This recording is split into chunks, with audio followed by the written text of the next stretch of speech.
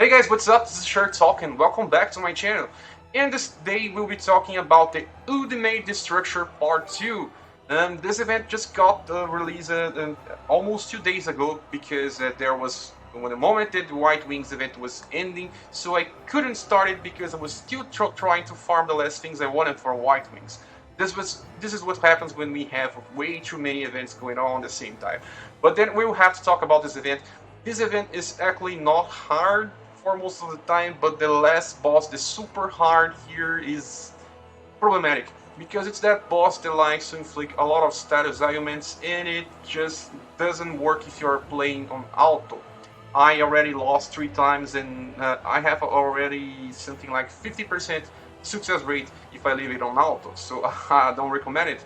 And farming the hard stage is just very close to the same results on the super hard. Even the character experience is very similar. The drop difference is just not important, even more if you're using Lynette as your support slot, so she can get more experience, and she also gives 10 more drops on the second part.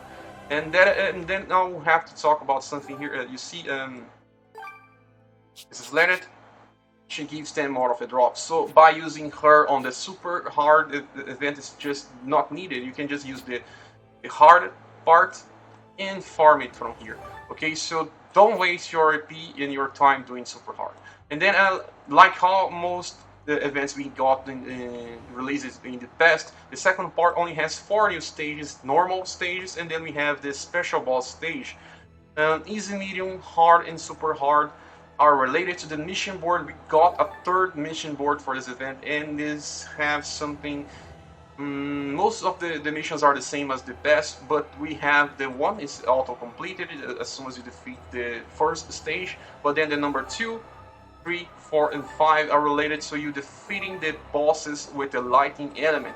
All the 4 bosses have to be defeated with the light element, lightning. So just use an Ethereal Queen friend or use your Leon if you have one. I'm using Leon, she's doing the job very well. So then we have the mission number 8 is the same, keep an enemy in mid-air for 10 seconds. This is very nice. People who really love this one here. A lot of people even skip the daily gems because they don't want to keep juggling enemies for 10 seconds. And then there's another one that is just use Lynette for 10 times. It's very easy. Then we have 2 more that may not be that easy. Defeat 10 demons must be completed as well. There's 2 ways to do it. Actually 3 ways I will explain later. And the last one is mission 9 that you have to complete it to make the Destructor super hard. So it's the super hard stage using only on staff only party, but you can still use your main Valkyrie. So this may be hard if you don't have a strong friend with the Ethereal Queen, because this boss will inflict a lot of debuffs and status ailments, so you have to defeat it as soon as possible. And the Ethereal Queen is just made for this because she can heal. She will do a lot of damage. If she's using the Jewel Cross, she will do even more damage. So try to use a friend with Ethereal Queen, and then you can still use maybe someone like Amelia. Amelia may be worked because she's not exactly from the correct element. You can still use Runvault if you don't have a Ethereal Queen, or even if you have one, you can still try to inflict the buff or status ailment to that boss. And just try to use your best mages here. I will just make a video about this probably by tomorrow, and then do another one in 1 or 2 days for this Seraphic stage. I do think I can defeat this type of stage now that I have a very good damage dealer. Up so far I didn't have damage dealer with an orb. My Christian Valkyrie didn't have an orb, so she would take way too much time to deal enough damage to defeat this type of bosses. So it uses having Tide Valkyrie may be something that will help me, but I don't know. I will do this later. So now we have to talk about the exchange booth. Before I talk about the exchange booth, let's just talk about the mission that we need to defeat demons. The boss from Super Hard is a demon, so you could just run on manual 10 times undefeated, or you can just simply do the medium stage that also has a demon. If you think that medium is a stage that is not worth because the drops are very low, you can still do the challenge 2 stage or the challenge 3, but I don't recommend the challenge 3 because it may be hard, because this demon boss is related to the bow, and it's always a problem to make a squad correct to defeat this boss because he's only weak to bow users. So okay, at least the challenge number 2 will be doable if you want to do it. And then we'll talk about the exchange booth.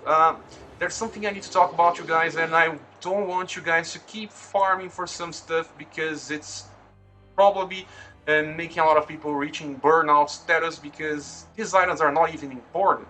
And when you see here, we'll just show all the items for the second part. We have Hydra's Branch, Awakening Garden can and should be skipped by some players that don't have enough Binding Fragments, so farming something that won't ever matter is not something that you should be doing. Then we have the Bronze Scroll. You can skip this because we are getting way too many Bronze Scrolls unless you really want this type of skills that doesn't make that much difference. You have to think about it. Bronze Scroll won't make that much difference most of the time. It's just a little extra damage and it's just not worth your time. If you're playing other gacha games, maybe skip this forever. Bronze Scrolls, Silver Scrolls, Gold Scrolls, they won't matter that much in the game. And the first and the second upgrades are not that costly, but the third and fourth one are way too costly, and there's just for people that don't mind the intense grinding in this game. Get the Awakening Under, get Enable the Silver Puck, and then choose only the Mark III that you want to use for your new main weapon. Don't use Mark III on sub-weapons, it will just cost you way too much time and make the grinding even boring and make you sometimes getting a burnout on the game.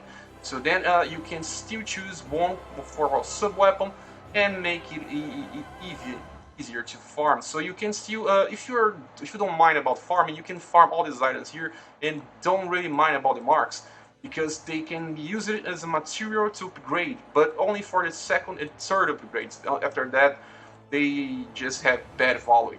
And don't forget to farm the skill up glass or enchant, because they are the most important things, even more important than the marks, because these ones doesn't appear much more on the game.